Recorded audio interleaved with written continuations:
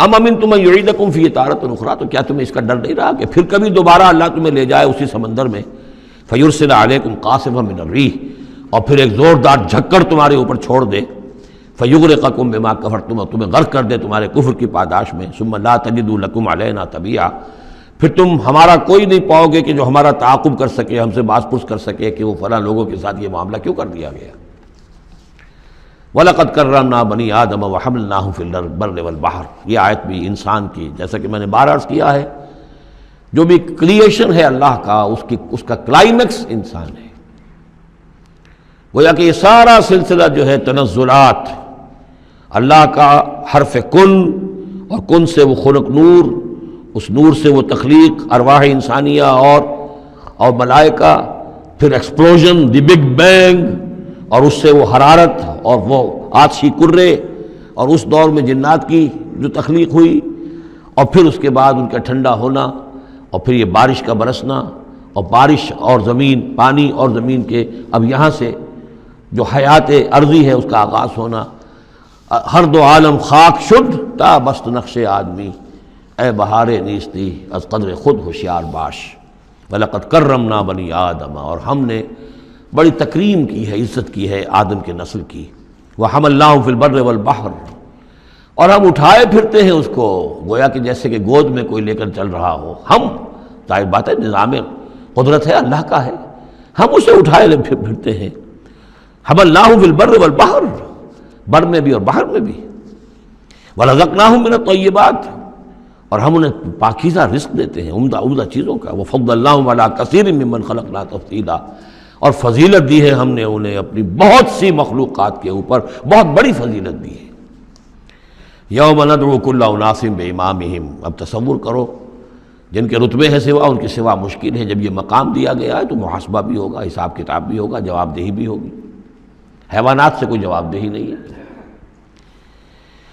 یوم ندعو کل اناس بامامہم، جس دن کہ ہم ہر لوگوں کو پکاریں گے اپنے اپنے اماموں کے ساتھ، اپنے اپنے لیڈروں کے ساتھ، آؤ، فمن اوتی کتابہ بیمینہ، تو جس کو بھی دیا جائے گا اعمال نامہ اس کے داہنے ہاتھ میں، فاولئک یقرؤون کتابہم، وہ پڑھیں گے اپنے اعمال نامے کو خوشی کے ساتھ، ولا یظلمون فتیلا، اور ان پر دھاگے کے برابر بھی ظلم نہیں کیا جائے گا۔ ومن کان فی ہذہ اعمی فہو فی الآخرۃ اعمی، جو اس دنیا میں اندھا رہا وہ وہاں بھی اندھا ہوگا،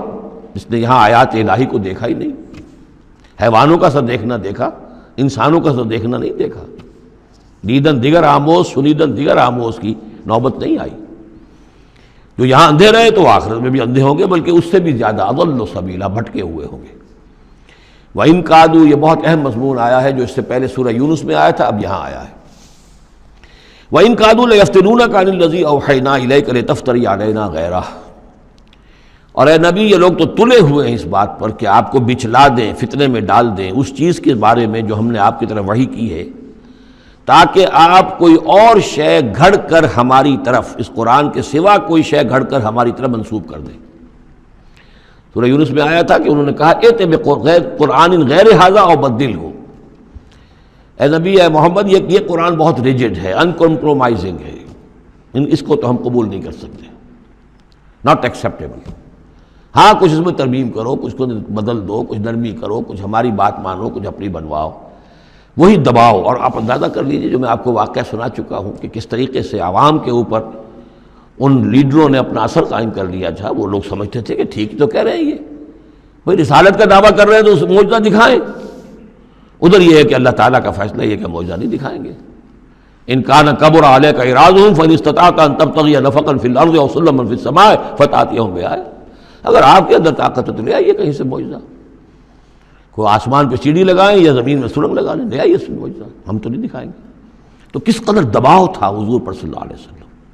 اس دباؤ میں اس کا بھی اضافہ ہے کہ کہتے اچھا ٹھیک ہے محمد ہم بات مان لیں گے، آپ کی ذرا یہ اس کے اندر ترمیم کیجیے، ایت بقرآن غیر ھذا او بدل،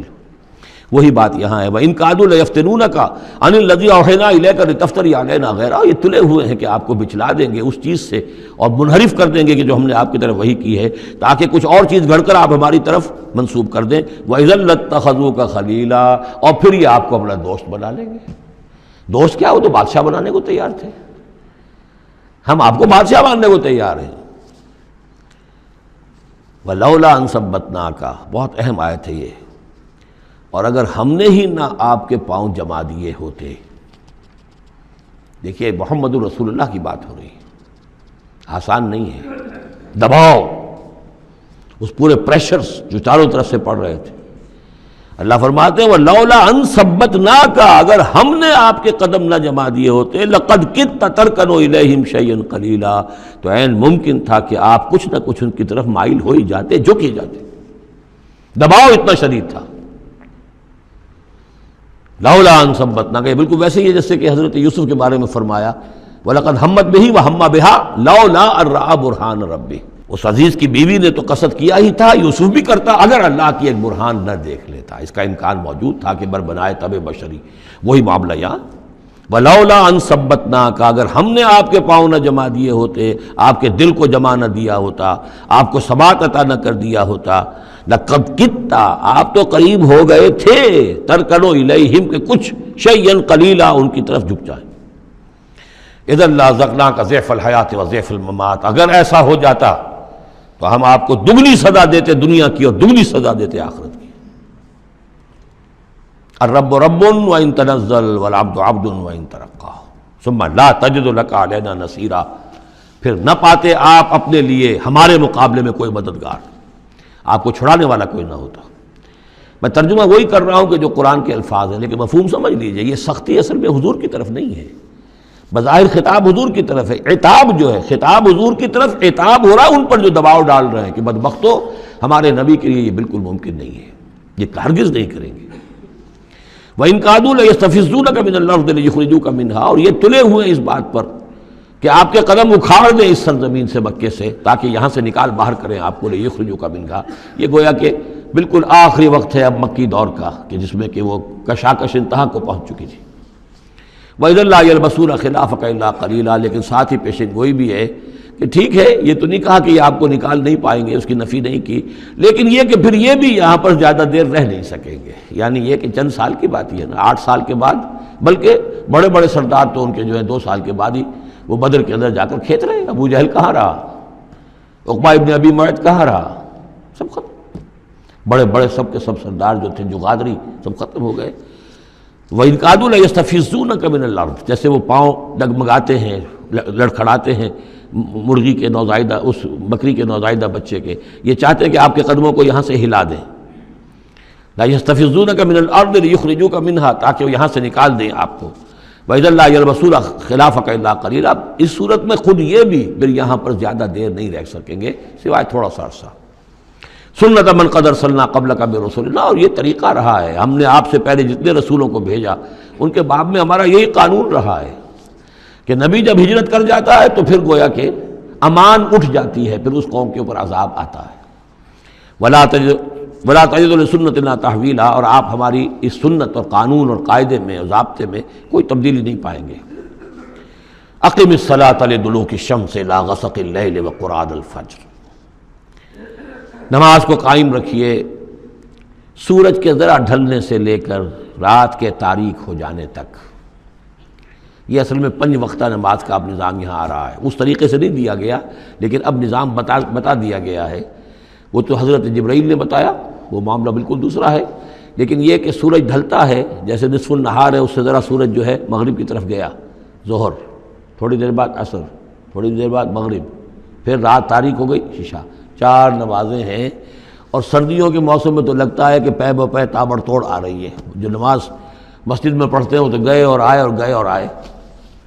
تو گویا کہ نماز کھڑی ہے مسلسل، قائم رکھو نماز کو سورج کے ڈھلنے سے لے کر اور رات کے تاریک ہو جانے تک۔ وقرآن الفجر، اور اب ایک اور نماز رہ گئی اور وہ ہے فجر کی، اور اسے تعبیر کیا قرآن الفجر، اس لیے کہ اس میں طویل قرات ہونی چاہیے، قرآن کا پڑھا جانا فجر کے وقت۔ ان قرآن الفجر کان مشہودا، اس لیے کہ یہ فجر کے وقت قرآن کا پڑھا جانا جو ہے یہ مشہود ہے، یعنی اس میں ایک تو یہ کہ حضور قلب ہوتا ہے انسان کا، سو کر اٹھا ہے آدمی، تر و تازہ ہے، حواس جو ہیں تازہ ہیں، کوئی تکدر نہیں ہے، کوئی تکان نہیں ہے، تو ایک تو حضور قلب ہے، اور ایک یہ ہے کہ فرشتے بھی عصر اور فجر کے وقت جو ہے ان کی شفٹیں چینج ہوتی ہیں، یہ دونوں نمازوں میں یہ جو ہیں دونوں شفٹوں والے موجود ہوتے ہیں، رات والے آتے ہیں عصر کے وقت اور دن والوں کی چھٹی ہوتی ہے،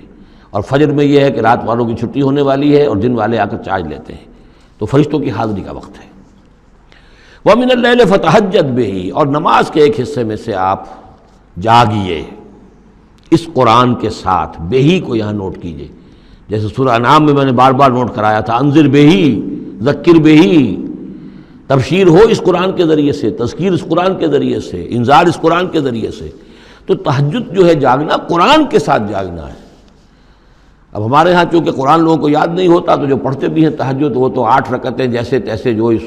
قل هو اللہ کے ساتھ پڑھ کر پھر بیٹھ کر کوئی مراقبہ کر لیا، کوئی اور ذکر کر لیا، وہ اصل تہجد وہ نہیں۔ اصل تہجد یہ ہے طویل قرات رات کو کھڑے ہو کر کی جائے، نافلۃ لک، یہ اضافی شے ہے اے نبی آپ کے لیے۔ عسیٰ ان یبعثک ربک مقام محمودا، امید ہے کہ آپ کا رب آپ کو مقام محمود پر فائز کرے گا۔ یہ مقام محمود کو بہت بلند مقام ہے میدان حشر میں اور پھر جنت میں، جس کی حقیقت کو ہم اس وقت نہیں جان سکتے۔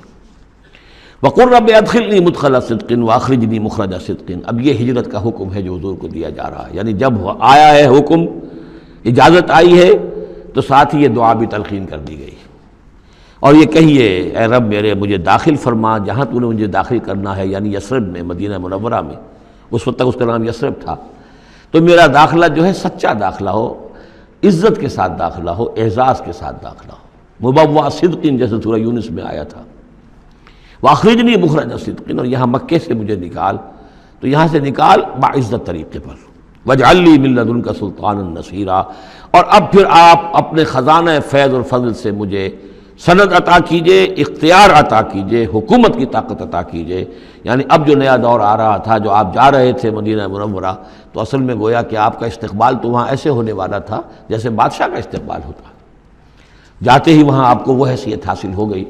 کہ اوس اور خزرج کے دونوں قبیلے جو ہیں انہوں نے گویا کہ آپ کو اپنا حاکم تسلیم کر لیا ایک معنی میں، اور یہودیوں کے تینوں قبیلوں سے آپ نے جو ہے جا کر معاہدے کر لیے، تو آپ تو فوری طور پر بے تاج بادشاہ ہو گئے۔ اسی کی دعا تلقین کی جا رہی ہے۔ اللہ تعالیٰ نے جو چیز دینی تھی ایک دعا کی شکل میں گویا کہ محمد رسول اللہ صلی اللہ علیہ وسلم کو تلقین فرما دیا۔ وَقُلْ رَبِّ أَدْخِلْنِي مُدْخَلَ صِدْقٍ وَأَخْرِجْنِي مُخْرَجَ صِدْقٍ وَاجْعَلْ لِي مِن لَّدُنْكَ سُلْطَانًا نَصِيرًا۔ وَقُلْ جَاءَ الْحَقُّ وَزَهَقَ الْبَاطِلُ، اور کہہ دیجئے حق آ گیا باطل گیا۔ اگرچہ حق کے آنے میں باطل کے جانے میں ابھی بظاہر تو چند سال ہے، ابھی 8 سال کے بعد مکہ فتح ہوگا، لیکن یہ کہ عالم امر میں تو فیصلہ ہو چکا اللہ تعالیٰ کے ہاں، تو اس کے لیے جو بھی ہے ٹائم ٹیبل معین ہے۔ قل جاء الحق وزهق الباطل ان الباطل کان زہوقا، یقیناً باطل جو ہے وہ تو ہے ہی بھاگ جانے والی شے، اس کے لیے کوئی صبر اور ثبات ہے ہی نہیں۔ وَنُنَزِّلُ مِنَ الْقُرْآنِ مَا هُوَ شِفَاءٌ وَرَحْمَةٌ لِّلْمُؤْمِنِينَ، اور ہم اس قرآن میں سے دیکھیے کتنی مرتبہ قرآن کا ذکر آ رہا ہے، سب سے زیادہ کثرت کے ساتھ قرآن مجید میں اگر اوسط لگائیں گے تو اس ایوریج کے ساتھ قرآن کا ذکر خود قرآن کی کسی صورت میں اتنا موجود نہیں ہے جتنا کہ سورہ بنی اسرائیل میں ہے۔ اور ہم اس قرآن میں وہ چیز نازل فرما رہے ہیں ما ہوا شفاء و رحمۃ للمؤمنین، جو شفا ہے اور رحمت ہے اہل ایمان کے حق میں۔